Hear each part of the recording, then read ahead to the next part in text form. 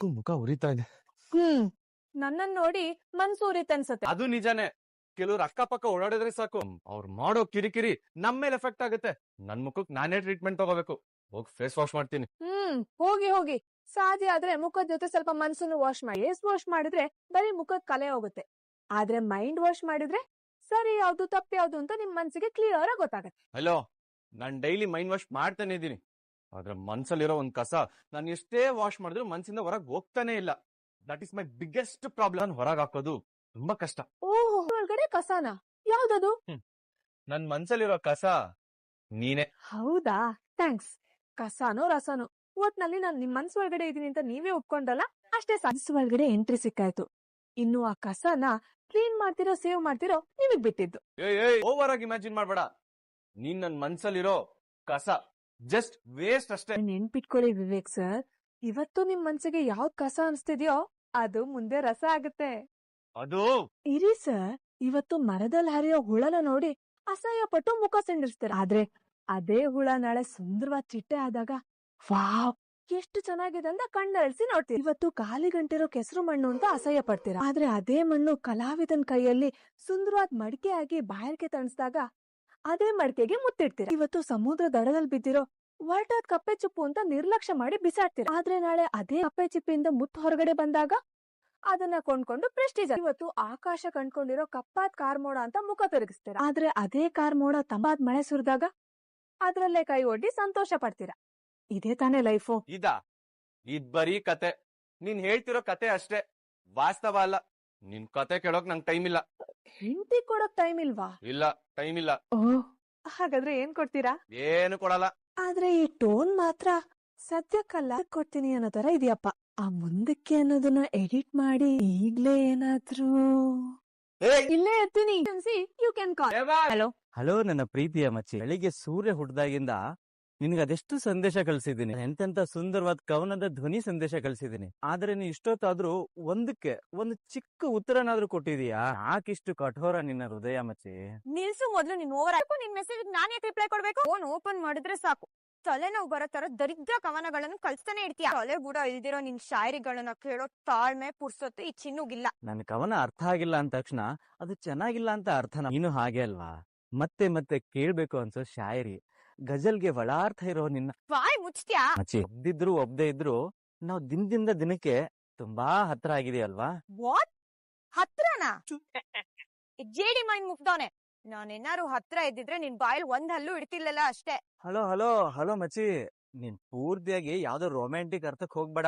ಅಕ್ಕಂದಿರು ನಮ್ ಮನೆಗ್ ಸೊಸೆಯಿಂದಿರಾಗಿ ಬಂದ್ ಸೇರ್ಕೊಂಡಿದ್ದಾರೆ ಅಲ್ವಾ?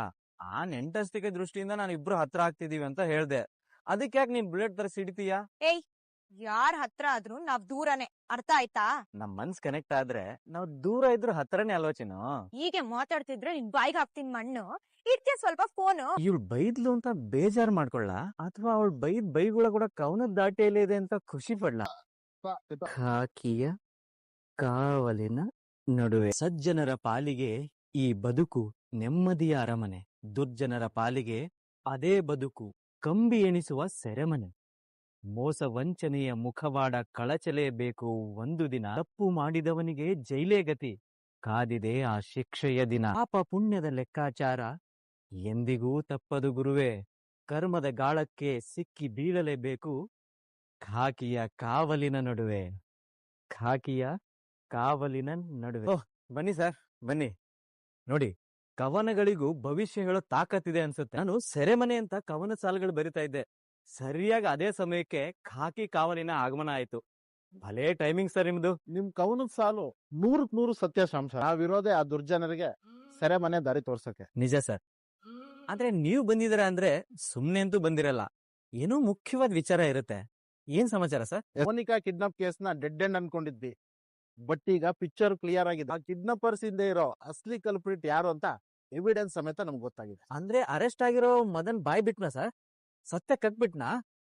ಪೊಲೀಸ್ ಟ್ರೀಟ್ಮೆಂಟ್ ಬಿದ್ರೆ ಎಂತ ಕಲ್ ಬಂಡೆ ಕೂಡ ಕರಗಿ ನೀರ್ ಆಗ್ಲೇಬೇಕು. ಕಿಡ್ನಾಪ್ ಹಿಂದೆ ಇರೋ ಮಾಸ್ಟರ್ ಮೈಂಡ್ ಯಾವ್ದು ಅಂತ A to Z ಬಾಯ್ಬಿಟ್ಟಿದ್ದಕ್ಕೆ ಆ ಕಲ್ಪ್ರಿಟ್ ನ ಅರೆಸ್ಟ್ ಮಾಡೋಕೆ ನಾನು ಇಲ್ಲಿವರೆಗೂ ಬಂದಿರೋದು, ಈ ಸ್ಪಾಟಿಗೆ ಬಂದಿರೋ. ಸ್ವಲ್ಪ ನಿಮ್ ಬ್ರದರ್ ವಿವೇಕ್ ಸರ್ಗೆ ಇನ್ಫಾರ್ಮ್ ಮಾಡ್ತೀರಾ? ಕರೀರಿ ಅವ್ರನ್ನ. ಓಕೆ ಸರ್, ಈಗ್ಲೇ ಕರೀತೀನಿ. ಅದ್ಗೆ ಅಣ್ಣ ಇಲ್ಲಿ ಅವರು ಬ್ರೈನ್ ವಾಶ್ ಮಾಡ್ತಾ ಇದಾರೆ. ಅಲ್ಲಲ್ಲ, ಮೈಂಡ್ ವಾಶ್ ಮಾಡ್ತಾ ಇದ್ದಾರೆ. ಅಯ್ಯೋ ಅಲ್ಲ, ಫೇಸ್ ವಾಶ್ ಮಾಡ್ತಾ ಇದ್ದಾರೆ. ಯಾಕೆ ಕವಿ ಅವರೇ? ಹೊರಗಡೆ ಪೊಲೀಸ್ ಬಂದಿದ್ದಾರೆ ಅಣ್ಣ. ಬನ್ನಿ ನಾವೇ ಮಾತಾಡೋಣ. ಅನಿಕೆ ವಾಟ್ಸ್ ಯೋರ್ ನೆಕ್ಸ್ಟ್ ಪ್ಲಾನ್? ಅದನ್ನೇ ಯೋಚನೆ ಮಾಡ್ತಾ ಇದ್ದೀನಿ ಮಾಡ್ತಾ ಇದೀನಿ ಅಂದ್ರೆ ಏನು? ಶ್ರೀಮಂತರ ಲೈಫ್ ಬೇಕು ಅಂತ ಕನ್ಸ್ಕೊಂಡ ಬಿಕಾರಿ ಮೋನಿಕಾ ಜೊತೆ ನಾನ್ ಲೈಫ್ ಲಾಂಗ್ ಸಂಸಾರ ಮಾಡೋ ಕಷ್ಟ ಆಗುತ್ತೆ ಕಷ್ಟ ಆಗುತ್ತೆ ಅಂತ. ಅನಿಕೆ ಅದು ಮಾಮ್, ಅದೇ inspector ma'am, Monica missing case ನ ಎಂಕ್ವೈರಿ ಮಾಡಕ್ ಬಂದವನು. ಸರಿ ಕಣು, ಇಲ್ಲಿ ಈಗ ಯಾಕೆ ಬಂದಿದ್ದಾನೆ? ಗೊತ್ತಾಗ್ತಾ ಇಲ್ಲ ಮಾಮ್. ಅರೆಸ್ಟ್ ಆಗಿರೋ ಮದನ್ ಏನಾದ್ರೂ ಬಾಯ್ ಬಿಟ್ಟಿರ್ತಾನ? ಎಸ್, ಅದೇ, ಬೇರೆ ರೀಸನ್ ಇರಲ್ಲ. ಐ ಆಮ್ 100% ಶೋರ್ ಬೇರೆ ರೀಸನ್ ಇರಲ್ಲ. ಕೆಲ್ಸಕ್ ಬರ್ದೇ ಇರೋ, ಏನಕ್ಕೂ ಪ್ರಯೋಜನ ಇಲ್ದೇ ಇರೋ ಪುಡಿ ರೌಡಿಗಳಿಗೆ ಇಂತ ಇಂಪಾರ್ಟೆಂಟ್ ಕೆಲ್ಸ ಕೊಟ್ಟೆ ಹೀಗೆ ಆಗೋದು. ಇವಾಗ ನೋಡು ಹೇಗ್ ಉಲ್ಟಾ ಹೊಡೆದಿದೆ ಅಂತ. ಉಲ್ಟಾ ಹೊಡೆದು ನಮ್ ನೆತ್ತಿಗ್ ಬಂದಿದೆ. ಏನ್ ಮಾಡ್ತೀಯ ಈಗ? ಏನೋ ಮಾಡ್ತೀಯ? ನಿನಗೆ ಸ್ವಂತ ಬುದ್ಧಿನೂ ಇಲ್ಲ, ನಾನ್ ಹೇಳಿದ್ದು ಕೇಳಿಲ್ಲ. ಇವಾಗ ನೋಡಿ ಎಂತ ಪರಿಸ್ಥಿತಿ ಬಂದಿದೆ ಅಂತ. ಮಾಮ್, ಸತ್ಯ ಏನಾದ್ರೂ ಗೊತ್ತಾದ್ರೆ ಏನಾಗುತ್ತೆ ಗೊತ್ತಾ ನಿಮ್ಗೆ? ಈ ಮನೆಯವ್ರಿಗಲ್ಲ, ಈ ಕಿಡ್ನಾಪ್ ಮಾಡ್ಸಿರೋದು ಹೊರಗಿನವ್ರು ಯಾರು ಅಲ್ಲ, ನೀನೇ ಅಂತ ಗೊತ್ತಾದ್ರೆ ಈ ಮನೆ ನಮ್ ಮನೆ ಆಗಿರಲ್ಲ. ನಿನ್ನ ಪೊಲೀಸ್ ಅವ್ರು ಎಳ್ಕೊಂಡ್ ಹೋಗ್ತಾರೆ. ಆಮೇಲೆ ಬೀದಿಗ್ ಬಿದ್ದು ನಾನು ನೀನ್ ಅವಳನ್ನ ಕಟ್ಕೊಂಡ್ ಬಂದಿದ್ಯಲ್ಲ ಮೋನಿಕಾನ, ಅವಳನ್ನ ಸಾಕ್ಬೇಕಾದ್ರೂ ಒಂದ್ ಇನ್ಫ್ಲೂಯೆನ್ಸ್ ಮಾಡಿ ಆ ಇನ್ಸ್ಪೆಕ್ಟರ್ನ ಇಲ್ಲಿಂದ ಕಳಿಸ್ತೀಯೋ ಅಥವಾ ನೀನೇ ಇಲ್ಲಿಂದ ಓಡೋಗ್ತೀಯೋ ಅದು ನನಗ್ ಗೊತ್ತಿಲ್ಲ. ಒಟ್ನಲ್ಲಿ ಏನಾದ್ರೂ ಒಂದ್ ಮಾಡು. ಮಾಮ್, ಅವನು ತುಂಬಾ ಸ್ಟ್ರಿಕ್ಟ್ ಆಫೀಸರ್, ಜೊತೆಗೆ ವಿವೇಕ್ ಜೊತೆ ತುಂಬಾ ಕ್ಲೋಸ್ ಆಗಿದ್ದಾನೆ ಮಾಮ್. ನಾನ್ ಏನ್ ಮಾಡ್ಲಿ? Strict officer? ಅವನು ಸ್ಟ್ರಿಕ್ಟ್ ಆಫೀಸರ್ ಆದ್ರೆ ಅದು ನಿನ್ನ ಕರ್ಮ, ನೀನೇನಾದ್ರೂ ಮಾಡು. ನಮಸ್ಕಾರ ಇನ್ಸ್ಪೆಕ್ಟರ್ ಸರ್. ನಮಸ್ತೆ ಮೇಡಮ್. ಅದಾಗೆ ವಿವೇಕ್ ಚಕ್ರವರ್ತಿ ಅವರಲ್ಲಿ ಅವ್ರನ್ನು ಕರೀರಿ. ಅವರು ಸ್ನಾನ ಮಾಡ್ತಾ ಇದ್ದಾರೆ, ಇನ್ನೇನ್ ಬಂದ್ಬಿಡ್ತಾರೆ. ಏನ್ ವಿಷಯ ಸರ್? ಏನಿಲ್ಲ ಮೇಡಮ್, ನಿಮ್ಮ ಅಕ್ಕ ಮೋನಿಕಾ ಅವ್ರನ್ನ ಮದ್ವೆ ಮಂಟಪದಿಂದ ಕಿಡ್ನಾಪ್ ಮಾಡಿಸಿದ್ ಯಾರು ಅಂತ ಗೊತ್ತಾಗಿದೆ. ಹೌದಾ? ಅಷ್ಟಕ್ಕೂ ಯಾರಿ ಕೆಲಸ ಮಾಡಿಸಿದ್ದು? ಯಾರ್ ಸರ್? ಹೇಗ್ ಗೊತ್ತಾಯ್ತು? ಅರೆಸ್ಟ್ ಆಗಿರೋ ಮದನ್ ಬಾಯ್ ಬಿಟ್ಟಿದ್ದ. ಮೋನಿಕನ್ನ ಮಂಟಪದಿಂದ ಕಿಡ್ನಾಪ್ ಮಾಡೋಕೆ ಡೀಲ್ ಕೊಟ್ಟು ಪ್ಲಾನ್ ಮಾಡಿಸಿದ್ದು ಬೇರೆ ಯಾರು ಅಲ್ಲ ಮೇಡಮ್, ನಿಮ್ ಮನೆ ಅನಿಕೇತ್ ಅಂತ ಹೇಳಿ. ಆದ್ರೆ ಏನ್ ಸರ್? ನಾವು ಸೈಬರ್ ವಿಂಗ್ ಮೂಲಕ ಪೂರ್ತಿಯಾಗಿ ವಿಚಾರಣೆ ಮಾಡಿ ಚೆಕ್ ಮಾಡಿದ್ವಿ. ಆದ್ರೆ ಅವನ ಅನಿಕೇತ್ನ ಡೈರೆಕ್ಟ್ ಆಗಿ ಕಾಂಟ್ಯಾಕ್ಟ್ ಮಾಡೋದಕ್ಕೆ ಸಣ್ಣ ಡಿಜಿಟಲ್ ಸಾಕ್ಷಿ ಆಗ್ಲಿ ಆಧಾರ ಆಗ್ಲಿ ಸಿಕ್ಕಿಲ್ಲ madam. This is very confusing. ಅದಕ್ಕೆ ಇವಾಗ ನೇರವಾಗಿ ವಿವೇಕ್ ಸರ್ ಎದುರುಗಡೆನೆ ಅನಿಕೇತ್ನ ಖುದ್ದಾಗಿ ವಿಚಾರಣೆ ನಡೆಸೋಣ ಅಂತ. ತಪ್ಪಿಸ್ಕೊಂಡ್ಬಿಡ್ಲಾ? ಇಲ್ಲಿಂದ ಓಡಾಬಿಡ್ಲಾ? Don't panic Aniket, just relax. ನಿಮಗೇನ್ ಅನ್ಸುತ್ತೆ ಮೇಡಮ್? ಇಲ್ಲ ಸರ್, ನಮ್ ಅನಿಕೇತ್ ಇಂತ ಕೆಲಸ ಮಾಡೋದಕ್ಕೆ ಸಾಧ್ಯ. ಅಷ್ಟು ಕಾನ್ಫಿಡೆನ್ಸ್ ಆಗಿ ಹೇಳ್ತಾ ಇದ್ದೀರಾ? ಸರ್, ಅವನು ಮೋನಿಕಾಕನ್ನ ಲವ್ ಮಾಡಿ ಮದ್ವೆ ಆಗ್ಬೇಕು ಅಂತ ಹೋರಾಟ ಮಾಡ್ದವನು. ಅವನ್ ಇಂತ ಕೆಲಸ ಮಾಡೋದಕ್ಕೆ ಸಾಧ್ಯನೇ? ಮದನು ಅವನೊಂಥರ ಪೂರ್ತಿ ತಲೆ ಕೆಟ್ಟ ಒಂಥರ ಕಾಣಿಸ್ತಾ ಇದೆ ಸರ್. ಪೊಲೀಸರು ಹೊಡೆತದ ಭಯಕ್ಕೆ ಯಾರ ಹೆಸರು ಹೇಳ್ಬೇಕು ಅಂತ ಗೊತ್ತಾಗದೆ ಭಯದಲ್ಲಿ ಅನಿಕೇತ್ ಹೆಸರು ಹೇಳಿ ನಾಟಕ ಆಡ್ತಿದ್ದಾರೆ ಅಷ್ಟೇ ಸರ್. ಅವನ್ ಮಾತಿಗೆ ಬೆಲೆ ಕೊಟ್ಟು ಅನಿಕೇತ್ನ ವಿಚಾರಣೆ ಮಾಡಿದ್ರೆ ನಮ್ ಮನೆಯಲ್ಲಿ ಗೊಂದಲ ಸೃಷ್ಟಿ ಆಗುತ್ತೆ ಸರ್. ಅಲ್ಲ ಹೇಳ್ತಾ ಇರೋದು ನಿಜ ಅಲ್ವಾ ಶ್ಯಾಮ್ ಅವ್ರೆ? ನೀವೇ ಆ ಮದನ್ ಮಾಡ್ತಿರೋ ಆರೋಪಕ್ಕೆ ನಮ್ಮ ಹತ್ರನೂ ಯಾವ್ದೇ ಬಲವಾದ ಸಾಕ್ಷಿ ಸಿಕ್ಕೇ ಅಲ್ದೆ ಇವತ್ತಿನ ದಿನ ಈ ಮನೆ ಸೊಸೆಯಾಗಿ ಖುದ್ದಾಗಿ ನೀವೇ ಬಂದು ಅನಿಕೇತ್ ಮುಗ್ಧ ಅವ್ನು ಯಾವ್ದೇ ತಪ್ಪು ಮಾಡಿಲ್ಲ ಅಂತ ಖಡಕ್ ಆಗಿ ಹೇಳಿದ್ಮೇಲೆ ನಾನಿಲ್ಲಿ ಮತ್ ಯಾರು ಇನ್ವೆಸ್ಟಿಗೇಷನ್ ಮಾಡಿದೆ. ಆಲ್ ರೈಟ್ ಮೇಡಮ್, ನಾನಿನ್ ಬರ್ತೀನಿ. ಕಾಂತ, ಅಯ್ಯೋ ಅನ್ಲಲ್ಲಿ ಏನಾರು ಇವ್ರಿಗೆ ಸಿಕ್ಕಿರ್ಬೋದಾ? ಯಾಕೆ ಹಿಂಗ್ ಗರ್ಬಡ್ದಂಗ್ ನೋಡ್ತಾ ಇದ್ಯಾ? ಏನಾಯ್ತು? ಅಯ್ಯೋ, ಅದು ಬ್ಯಾಗಲ್ ಏನಿದೆ ಅಂತ ನೋಡ್ತಿದ್ದೆ. ಮಾವಿನಕಾಯಿ, ಹುಣಸೆ ಹಣ್ಣು ಎಲ್ಲ ಇದೆ. ಚಿನ್ನು, ಅಪ್ಪ, ಇದನ್ನೆಲ್ಲ ತಗೊಂಡೋಗಿ ಮೋನಿಕಂಗ್ ಕೊಟ್ಟು ಬಾಮ. ಇದೇನಿದು ಚಿನ್ನದಾದ್ರೆ ಮಾತ್ರ ಮೋನಿಕಾಕನ್ಗೆ ಇಷ್ಟ ಆಗತ್ತೆ ಅಲ್ಲ? ಅವಳ ಬುದ್ಧಿ ಗೊತ್ತಿದ್ರು ಮಾವಿನಕಾಯಿ ಹುಣಸೆ ಹಣ್ಣು ಕೊಡು ಅಂತಿದ್ಯಲ್ಲ, ಇಷ್ಟಕ್ಕೂ ಇದೆಲ್ಲ ಯಾಕೆ? ಇದ್ದಾಗ ಅವಳ ಮೇಲೆ ಇರೋ ಸಿಟ್ಟೆಲ್ಲ ಇಳ್ದ್ ಬಿಡ್ತಾ? ನೀನೇ ನೋಡಿದ್ಯಾ ಇಷ್ಟು ವರ್ಷ ನಮ್ ಜೊತೆ ಅವಳು ಹೇಗ್ ನಡ್ಕೊಂಡ್ಲು. ಕಷ್ಟ ಮಾಡ್ದ ಅವಮಾನ, ಅಪ್ಪನಾಗಿ ಅವಳ ಮೇಲೆ ಕೋಪ ಇತ್ತು ನನ್ಗ. ಆದ್ರೆ ಈಗ ಅಂತ ಒಂದು ದೊಡ್ಡ ಕುಟುಂಬಕ್ಕೆ, ಒಳ್ಳೆ ಕುಟುಂಬಕ್ಕೆ ಸೊಸೆಯಾಗಿ ಹೋಗಿ ಅದಕ್ಕೆ ಇಲ್ಲಿಗೆ ಆ ಸಿಟ್ಟಿನ ಅಧ್ಯಾಯ ಮುಗಿತಮ್ಮ ಅಂತ ನಿನಗ್ ನೆನಪಿದ್ಯಾ? ನೀನು ಚೊಚ್ಚಲ ಬಸ್. ಈ ಮೋನಿಕಾನೇ ನಿನ್ ಹೊಟ್ಟೆಲಿ ಆಗ ಎತ್ತು ತಿನ್ನೋ ಬಡತನ. ಯಾವ ಮಾವಿನಕಾಯಿ ಇಲ್ಲ, ಹುಣಸೆ ಹಣ್ಣು ಇಲ್ಲ, ಏನು ನನ್ ಕೈಲಿ ನಿನಗ್ ತಂದ್ಕೊಡಕ. ಈಗ ಮಗಳಿಗೆ ಅದನ್ನೆಲ್ಲ ಕೊಟ್ಟು ಆ ನೋವನ್ನ ಮರೆಯಕ್ ನೋಡ್ತಾ ಇದ್ದೆ. ಎಷ್ಟೇ ಆದ್ರೂ ಅವಳು ನಮ್ ಮಗಳೇ ಅಲ್ವಾ? ನಿಜ ಅಲ್ವಾ? ಹೆತ್ತ ಮಕ್ಳು ತಪ್ಪು ಮಾಡಿದಾಗ ಬೀದಿಯಲ್ಲಿರೋರು ಬಾಯಿ ಬಂದಾಗ ಮಾತಾಡ್ಬೋದು. ಹೆತ್ತವರು ಕೋಪದಲ್ಲಿ 4 ಮಾತು ಅಂದಿರ್ಬೋದು, ಹೊಡೆದಿರ್ಬೋದು. ಆದ್ರೆ ಹೆತ್ ಕರಳಗ್ ಮಾತ್ರ ಅವಳನ್ನ ದೂರ ತಳ್ಳಕ್ ಆಗಲ್ಲ ಅಲ್ವಾ? ಯಾವ ಸಿಟ್ಟಿಗೂ ಯಾವ ನೋವಿಗೂ ನನ್ ಕರಳ್ ಮೇಲ್ ಮೂಡಿರೋ ಅವಳ ಬೆಳ್ಳು ಗುರ್ತನ ಅಳ್ಸೋಕಾಗತ್ತಾ? ಚಿನ್ನು, ಇದನ್ನ ತಗೊಂಡ್ ಹೋಗಿ ಅವ್ರು ಕೊಟ್ಬಿಟ್ಟ. ಏನಮ್ಮ ನೀನು? ನಿನ್ ಮಗು ದಿನ ಬಂದು ಮನೆ ಸೊಸೆ, ಅವಳಿಗೇನ್ ಬೇಕೋ ಅವರೇ ಕೊಡ್ಸಲ್ವಾ? ನೋಡು ಚಿನ್ನು, ಆ ಮನೆಯಲ್ಲಿ ಕೋಟಿ ಕೋಟಿ ಆಸ್ತಿ ಇರ್ಬೋದು, ಚಿನ್ನ ತಟ್ಟೆಲೆ ಊಟ ಮಾಡೋ ಶ್ರೀಮಂತಿಕೆನೆ ಇರ್ಬೋದು. ಆದ್ರೆ ಇಡೀ ಜಗತ್ತಿನ ಐಶ್ವರ್ಯ ತಂದು ಅವಳು ಕಾಲ್ ಹತ್ರ ಸುರಿದ್ರು ಹೆಣ್ಣಾಗ್ ಹುಟ್ಟವಳು ಬಸ್ರಿ ಆದಾಗ ತನ್ ತವ್ರ ಮನೆಯವರು ಪ್ರೀತಿಯಿಂದ ಕಳ್ಸೋ ಈ ಪುಟ್ಟ ಮಾವಿನಕಾಯಿ ತೂಕದ ಮುಂದೆ ಆ ಶ್ರೀಮಂತಿಗೆ ಏನೂ ಇಲ್ಲ. ಅಮ್ಮನ್ ಮನೆಯಿಂದ ಕೊಡೋ ವಸ್ತು ಚಿಕ್ಕದಾಗಿರ್ಬೋದು, ಆದ್ರೆ ಅದ್ರ ಹಿಂದೆ ಇರೋ ಆಶೀರ್ವಾದ ಬೆಟ್ಟದಷ್ಟಿರತ್ತೆ. ನೀನ್ ಹೋಗಿ ಕೊಟ್ಬಿಟ್ ಬಾ. ಆಯ್ತಾಯ್ತು, ಮಾತಲ್ಲೇ ಕಣ್ಣೀರ್ ಹರಿಸ್ಬೇಡ.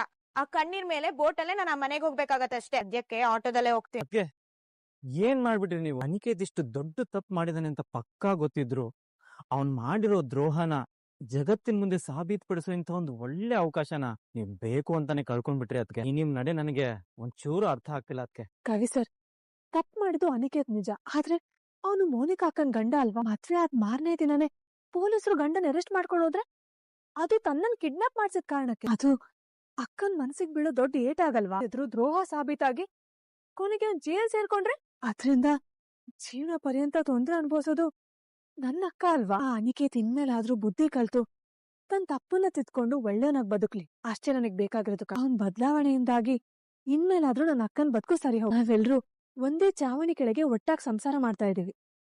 ಇಂಥ ಸೂಕ್ಷ್ಮವಾದ ಸಮಯದಲ್ಲಿ ನಾವ್ ಯಾವ್ದೋ ಒಂದ್ ಹಠಕ್ ಬಿದ್ದು ಮನೆ ಹೊಡೆದ್ರೆ ಮನೇಲಿರೋ ಪ್ರತಿಯೊಬ್ರು ಮನ್ಸು ಕೂಡ ಪೂರ್ತಿಯಾಗಿ ಹೊಡೆದೋಗುತ್ತೆ ಅಲ್ವಾ? ಅದಕ್ಕೆ ಇನ್ಸ್ಪೆಕ್ಟರ್ ಹತ್ರ ಹಾಗೆ ಮಾತಾಡ್ದೆ. ಪವಿತ್ರವಾದ ಮನ್ಸಿಗೆ ನನ್ ಸಾಷ್ಟಾಂಗ ನಮಸ್ಕಾರ. ನಿಮ್ ಈ ಒಳ್ಳೆ ಗುಣ ಇವತ್ತಲ್ದಿದ್ರು ನಾಳೆನಾದ್ರೂ ನಮ್ ಇಡೀ ಸಂಸಾರಕ್ಕೆ ಒಳ್ಳೇದ್ ಮಾಡೇ ಮಾಡುತ್ತೆ. ಇದ್ರ ಬಗ್ಗೆ ಕವನ ಹೇಳ್ಬೇಕು ಅಂತ ಅನಿಸ್ತಾ ಇಲ್ವಾ? ಅದ್ರ ಬಗ್ಗೆ ಕವನ ಹೇಳಿದ್ರೆ ಅದೇ ಸೋತೋಗುತ್ತೆ. ನಿಮ್ ಒಳ್ಳೆತನ ಜೊತೆ ಹೋಲ್ಸಕ್ಕೆ ಪದಗಳು ಸಿಗ್ಬೇಕಲ್ಲ. ಲುಕ್ ಇಟ್ ಅನಿಕೇತ್, ಪೊಲೀಸ್ ಮುಂದೆ ಹೀಗೆಲ್ಲ ಮಾತಾಡಿ ನಿನ್ನ ಬಚಾವ್ ಮಾಡ್ಬಿಟ್ಲು ಅಂತ ಅನ್ಕೊಳ್ತಾ ಇದ್ಯಾ? ನೋ, ಅವಳ ಆತರ ಮಾಡಿರೋದು ಅವಳ ಅಕ್ಕನ ಜೀವನನ ಸೇಫ್ ಗಾರ್ಡ್ ಮಾಡೋದಿಕ್ಕೆ. ಅದ್ರಲ್ಲಿ ಅವಳ ಸ್ವಾರ್ಥ ಇದೆ. There is no big deal about this. So ಇದ್ರಿಂದ ನನಗೇನ್ ಅರ್ಥ ಆಯ್ತು ಅಂದ್ರೆ, ಅವಳು ಯಾವುದೇ ಕಾರಣಕ್ಕೂ ನಿನಗೆ ತೊಂದರೆ ಆಗೋದಿಕ್ಕೆ ಬಿಡಲ್ಲ. ಇದನ್ನೇ ನಾವು ಪಾಯಿಂಟ್ ಇಟ್ಕೊಂಡು played a very wrong card today ಅನಿಕೆ. ನಮ್ಮನ್ನ ಬಚಾವ್ ಮಾಡಕ್ ಹೋಗಿ ಅವಳೇ ಹಳ್ಳಕ್ ಬಿದ್ದಿದ್ದಾಳೆ, ದಡ್ಡಿ ತರ. ಇನ್ಮೇಲೆ ವಿವೇಕ್ ಇವಳ ಮುಖ ನೋಡಿದ್ರೆ ಬೆಂಕಿ ಉಳೋ ಹಾಗೆ ಉಗುಳಬೇಕು. ಹಾಗೆ ಮಾಡಕ್ಕೆ ನಮಗ್ ಒಳ್ಳೆ ಟೈಮ್ ಸಿಕ್ಕಿದೆ. ನಮ್ ಒಳ್ಳೆ ಟೈಮ್ ನ ನೋಡ್ಕೊಂಡು ಈ ಪಾಯಿಂಟ್ ನ ಹೇಗೆ ಯೂಸ್ ಮಾಡೋದು ಅಂತ ಯೋಚನೆ ಮಾಡ್ತೀವಿ. ಪುಣ್ಯವತಿ ನಿನ್ಕೋ, ಮನೆಗ್ ಪೊಲೀಸ್ ಯಾಕೆ ಬಂದಿದ್ರು? ಏನ್ ವಿಷಯ? ಅದು ಪೊಲೀಸ ಅವ್ರು ಬಂದು ಕಮ್ ಟು ದ ಪಾಯಿಂಟ್. ಏನದು ಅದು ಇದು ಅಂತ ತಡಬಡಾಯಿಸ್ತಾ ಇದ್ಯಾ? ಏನ್ ವಿಷಯ? ಮನೇಲಿ ಬೇರೆ ಏನಾದ್ರು ಕಂಪ್ಲೇಂಟ್ ಆಗಿದ್ಯಾ? ಪೊಲೀಸ್ ಮನೆಗೆ ಯಾಕೆ ಬಂದಿದ್ರು? ನಿಜ ಹೇಳು. ಅಣ್ಣ ಅಣ್ಣ ಅಣ್ಣ ಸಮಾಧಾನ ಅಣ್ಣ. ಅವ್ರು ಬಂದಿದ್ದು ಅದ್ಕೇನ ಭೇಟಿ ಮಾಡಕ್ಕಲ್ಲ, ನನ್ನನ್ನು ಭೇಟಿ ಮಾಡಕ್ಕೆ. ಹತ್ರನಾ? ಯಾಕೆ ಮರ್ಡರ್ ಗಿರ್ಡರ್ ಏನಾದ್ರು ಮಾಡಿ ಬಂದಿದ್ದು? ಹೇಗೆ ನಿನ್ನ ಹತ್ರ ಯಾಕೋ ಪೊಲೀಸ್ ಬರ್ತಾರೆ? ಅಥವಾ ಅವನ ಕೇಳಿ ಯಾರಾದ್ರೂ ಕಂಪ್ಲೇಂಟ್ ಕೊಟ್ಟಿದಾರ? ಅಣ್ಣ, ನಾನು ಇತ್ತೀಚೆಗಷ್ಟೇ ಪಾಸ್ಪೋರ್ಟ್ಗೆ ಅರ್ಜಿ ಹಾಕಿದ್ದೆ. ಅದರದ್ದೇ ಪೊಲೀಸ್ ಪರಿಶೀಲನೆ ಇತ್ತು.